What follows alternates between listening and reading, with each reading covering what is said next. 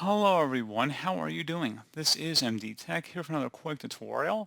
In today's tutorial, I'm going to show you guys how to either enable or disable Google Chats from your Gmail account.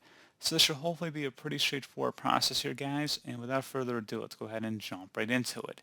So all you have to do is select the gear icon up at the top right corner of your Gmail account. Just go ahead and left click on that. And then you want to go down underneath apps in Gmail. It should be close to the top here, and select the customize button.